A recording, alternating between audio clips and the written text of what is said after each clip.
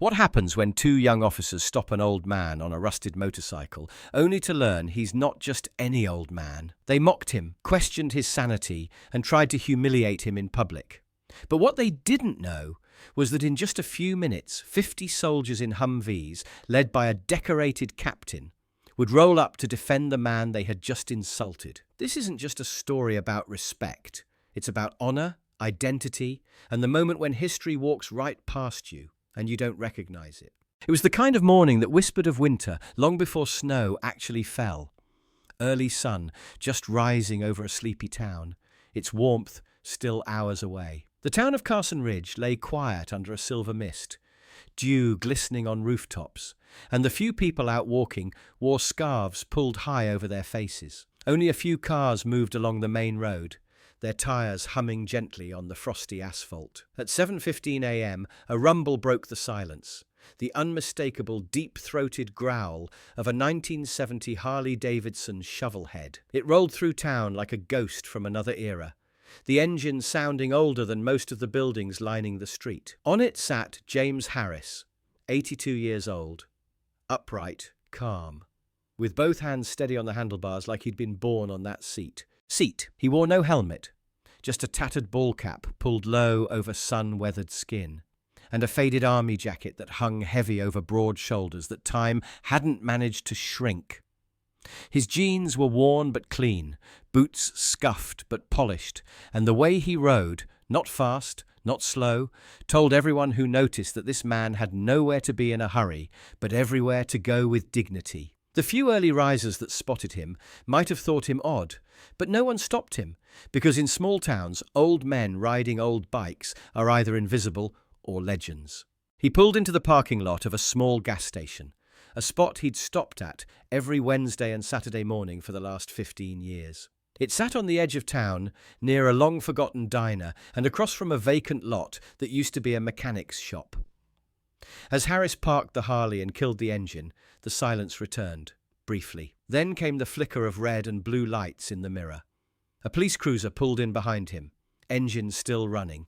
Two young officers stepped out. Officer Ava Johnson, 28, was all edges and energy. Her mirrored sunglasses reflected nothing of her eyes, but her tone did all the talking. "Is this some kind of joke?" she said as she walked toward Harris. Her partner, Officer David Lopez, followed her lead, though his approach was looser, more casual. He chuckled under his breath, eyeing the rust spots on the Harley. "This thing's older than my dad," he muttered. Ava didn't laugh. She didn't smile. Her hand rested on her hip, close to her weapon. "Sir, shut off that junk right now. License and registration. Off the bike, please." The demand wasn't just protocol. It was authority asserting itself. But Harris didn't flinch. He didn't even shift in his seat.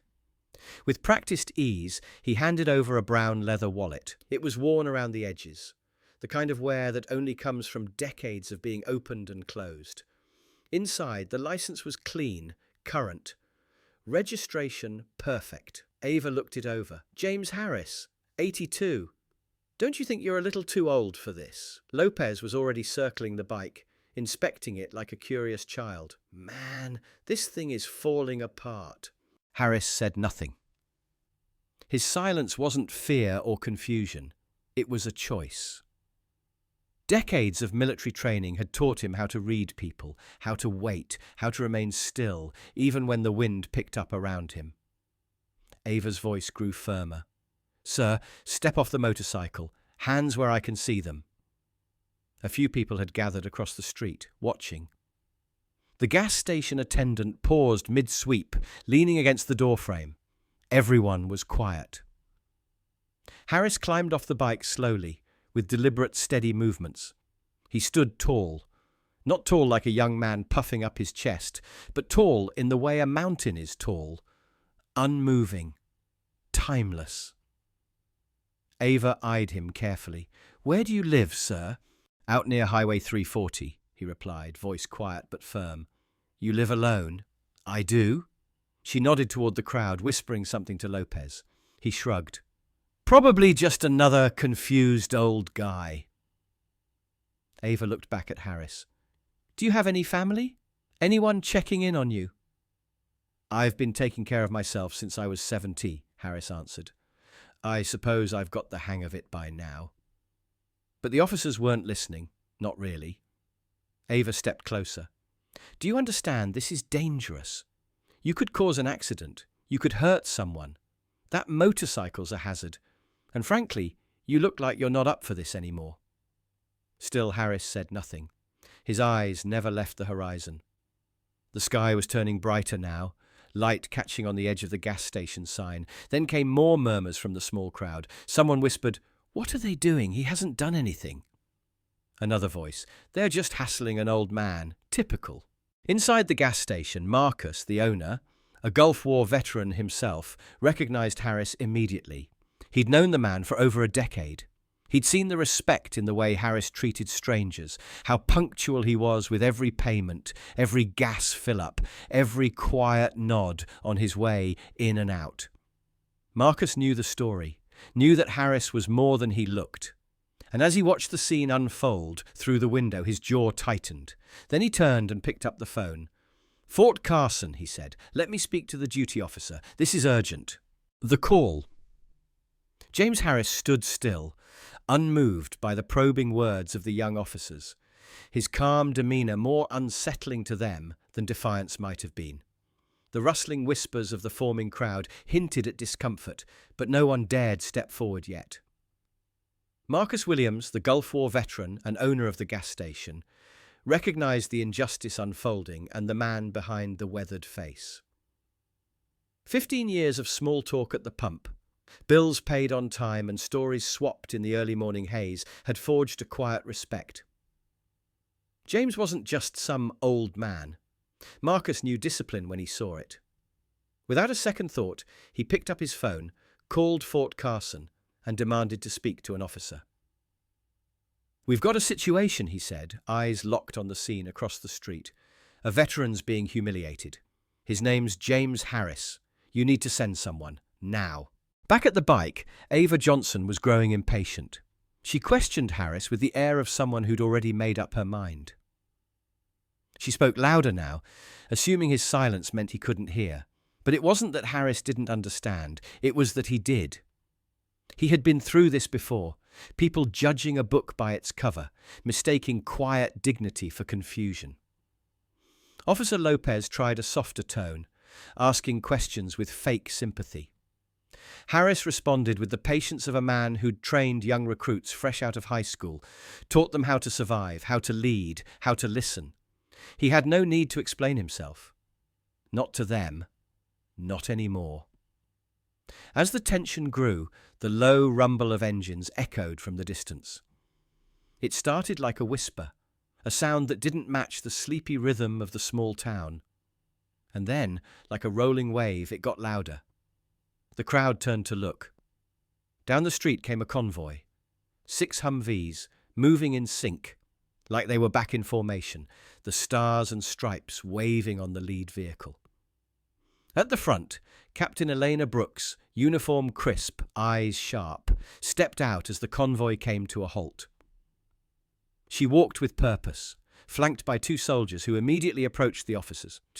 Captain Brooks addressed Officer Johnson directly. "We received a call regarding James Harris. Is there a problem here?" Ava, caught off guard, fumbled for words. This man was unresponsive and is riding an unsafe vehicle. "We were just following procedure." Brooks nodded slowly, then turned to Harris. "Sir, it's good to see you," she said with genuine warmth. Harris allowed a small smile. "Captain!" The atmosphere shifted. What had been an interrogation now felt like an inspection. Brooks turned to the officers. "Do you know who this man is?" she asked. Their silence was answer enough. James Harris served 3 tours. He trained more soldiers than most of our academy staff combined. He's a decorated veteran and a legend in our ranks. The silence that followed was heavy, not just with embarrassment, but with realization. Officer Lopez lowered his gaze, while Ava stood frozen. Marcus walked across the street then, standing beside Harris. The crowd was no longer murmuring, they were watching with respect. "Sometimes," Marcus said, "you have to see a man's history to understand his chance." Captain Brooks nodded. This man doesn't just ride a Harley. He carried this country on his back. Show some respect." The officers apologized. It wasn't enough, not really, but Harris nodded anyway. He wasn't one to hold grudges. Brooks offered to escort him back to the farm, but he declined. "I think I'll take the long way home," he said. The convoy waited until he mounted his bike, the roar of the Harley now a declaration. As he rode off, people stepped aside, not out of fear, but out of respect. And behind him, the Humvees followed slowly, a quiet salute to a man who asked for nothing but gave everything. The town would talk about that day for a long time, and maybe, just maybe, they would learn to look deeper before casting judgment. For James Harris, it was just another morning. For everyone else, it was a lesson they wouldn't forget. It started with whispers, an old man, a Harley, and a street full of saluting soldiers. But within 24 hours, whispers turned into wildfire. Cell phone videos uploaded by teenagers at the gas station gained millions of views overnight. Facebook timelines flooded with captions like "The day the town learned respect" and "Salute to a silent hero." Major news outlets reached out. Bloggers speculated wildly. Most assumed James Harris was just another vet who got lucky in an age obsessed with viral justice. But those who had served, especially those stationed at Fort Carson, knew better. They didn't just see an old man in the video, they saw a mentor, a symbol, a ghost from the past that still haunted their training fields. Back at his quiet farmhouse, James Harris ignored all of it. He had no TV, no smartphone. His old landline rang off the hook, but he let it ring. He had fences to mend, an oil leak in the shed to fix, and a chicken that had gone broody in the wrong coop again. His life, as far as he was concerned, had not changed. He still woke up at 5 a.m. sharp, did push-ups on the porch and listened to the radio static until the national news kicked in. But then, one afternoon, a dusty grey sedan pulled up outside. Claire Bennett, a 29-year-old journalist with a reputation for cutting through noise, stepped out, notebook in hand, camera slung across her back. She didn't ask for an interview immediately, just introduced herself, mentioned her father had served, and said she'd seen the video. Harris raised an eyebrow. "You drove 2 hours for a story you already think you know?" he asked. Claire didn't flinch. "No, sir. I came to learn what no one else has taken time to ask." He paused, nodded, and handed her a wrench. "Tractor's broken. You help fix it, maybe I'll answer a question or two." For 3 hours, Claire learned what it meant to earn access. Dirt caked under her fingernails. Grease stained her blazer. She handed him tools, wiped sweat from her brow, and tried not to gasp at the sheer weight of the parts he moved, like they were paper. When they finally sat on the porch, sipping black coffee, the sun dipping behind the hills, Harris began to talk, but not like a man reliving glory, more like someone unloading weight, one brick at a time. He spoke of Vietnam, not of medals or victories, but of silence, of fear, of watching 19-year-old boys try to act like men and crumble when their friends didn't come back. He spoke of training SEALs and Green Berets during the Cold War, running missions across continents no one would ever acknowledge publicly. He spoke of losing his best friend to a sniper in Laos, of coming home to parades that felt hollow, of nights he woke up screaming, fists clenched, breath ragged. Claire listened, notebook forgotten in her lap. She didn't interrupt. She didn't record. She just let the man speak. When he finally went quiet, she asked one thing. "Why did you stop being seen?" Harris took a long breath, looked out at the fields and said, "Because they stopped asking the right questions." Claire's article didn't go viral because of the confrontation. It went viral because it stripped away every Hollywood idea of what a soldier is supposed to be. It showed an old man bent with memory, but unbroken in spirit. And that changed everything. Veterans from every state started sending letters, some typed, most handwritten, stories, gratitude, pain.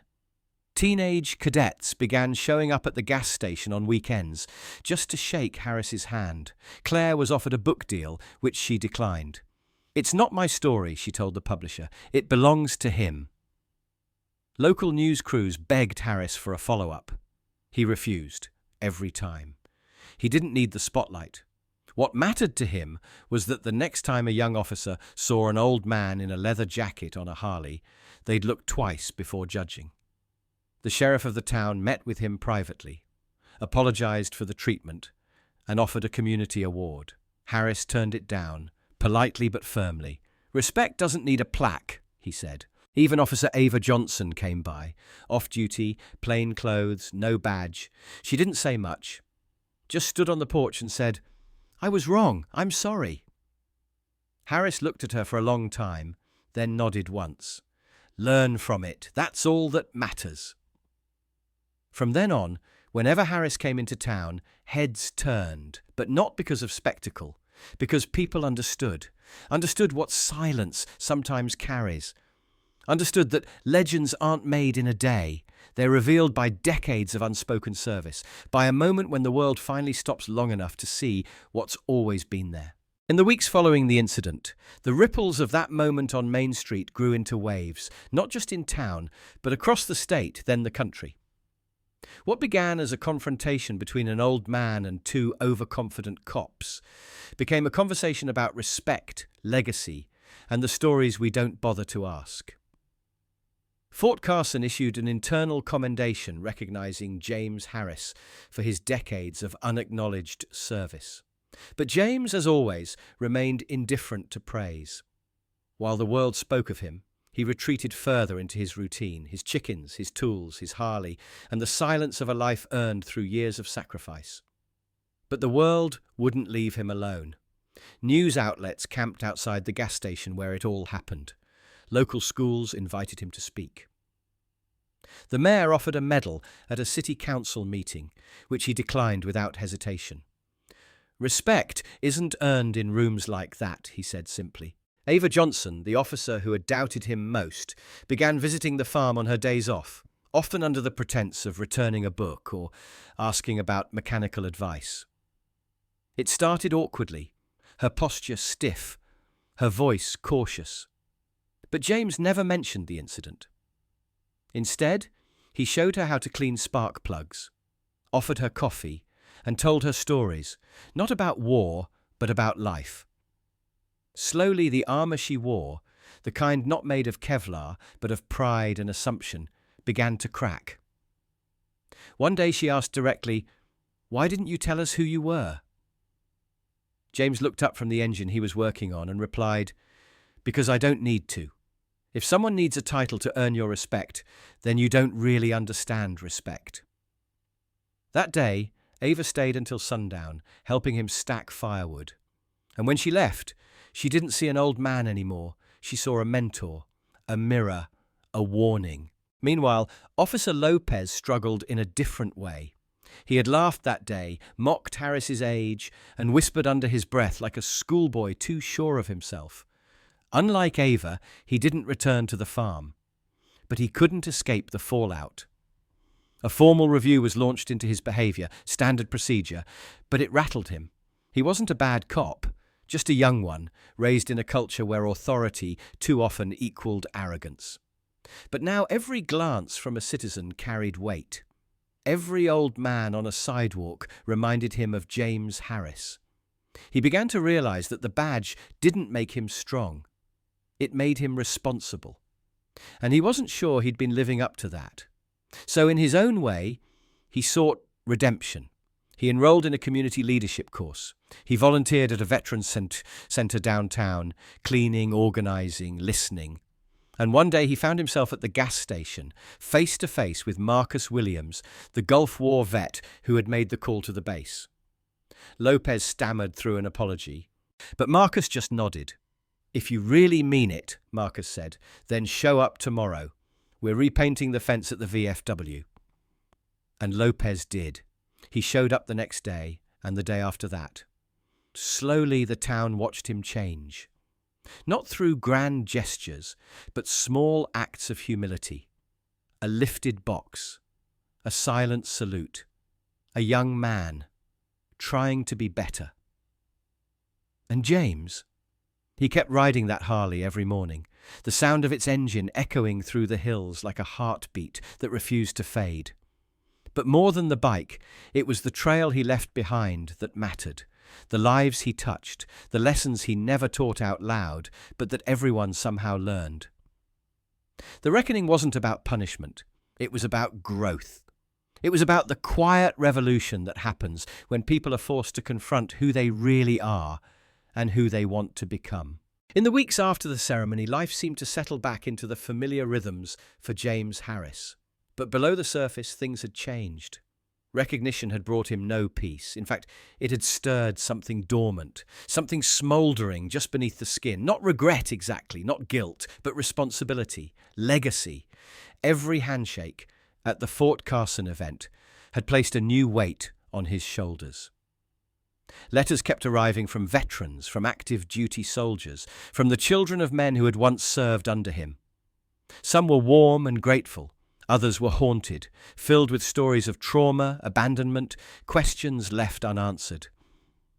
One young man, a lieutenant fresh from a tour in Syria, wrote, "They taught us your tactics, sir, but no one taught us how to survive coming home." That line stuck with Harris more than any medal ever could. It echoed in the barn while he fixed machinery, hummed in his ears during sleepless nights, followed him on rides into town. He knew then that the chapter of quiet retirement was over. The world wasn't done with him, and more importantly, there was work to do. So he began building something, not with press releases or government grants, but with timber and calloused hands. On the far end of his property stood an old shed that had been empty for years, used only to store rusted tools and cracked glass. He cleared it out and began converting it into a workshop. No, a sanctuary. Word spread fast. Marcus from the gas station helped haul supplies. Ava dropped by on weekends to paint and install insulation. Even Lopez, quieter now but more grounded than ever, helped wire the place for electricity. Harris named it The Forge, a place where veterans, young and old, could come not just to work with their hands, but to repair what life and war had broken. No speeches, no therapists, just machines, sweat, coffee, and honesty. The first few weeks saw a trickle of visitors. An amputee Marine who'd lost his will to socialize, a shell-shocked young sniper who hadn't slept through the night in months. Harris didn't talk much. He simply handed them tools, pointed to an engine block or a rusted-out tractor, and got to work. Slowly, stories emerged over the clank of metal and the hiss of acetylene. Laughter followed, then silence, and then healing. The Forge became a phenomenon, not a social media darling, but a whispered legend among the veteran community. Vets came from as far as Idaho and Arizona to spend a weekend working alongside James. He taught them how to fix things, yes, but more importantly, how to reclaim control. One day, Harris looked out at the yard and saw 7 men in their 20s and 30s working on bikes, laughing like brothers who had never met before that morning. And that was the moment he knew this was the battle worth fighting. Not overseas, not against enemies with flags and uniforms, but here, against silence, shame, isolation. One afternoon, Claire Bennett returned for a follow-up article, shocked to see what had blossomed. "You've built a community," she said. Harris shook his head. "No, I just gave it a place to breathe." Her second story hit deeper than the first. It wasn't about war, it was about rebirth. A Netflix documentary followed, low budget, but raw and honest. And suddenly, the Forge needed more space, more tools, more time. Donations poured in, unsolicited. Harris accepted every hammer, every wrench, every load of scrap. But he refused salaries. He refused bureaucracy. The Forge would never be an institution. It would remain what it was always meant to be, a fire lit in the cold. James Harris's story is more than a tale of discipline and redemption. It's a reminder that heroes often live among us, quietly carrying burdens we'll never fully understand. The Forge wasn't built with headlines or handouts. It was built with purpose, humility, and heart. You don't need medals or military training to make a difference. Sometimes, all it takes is a pair of listening ears, an open door, or a shared task to remind someone they're not alone. Across the country, countless veterans return home to silence, their battles still raging inside. They don't need pity. They need community.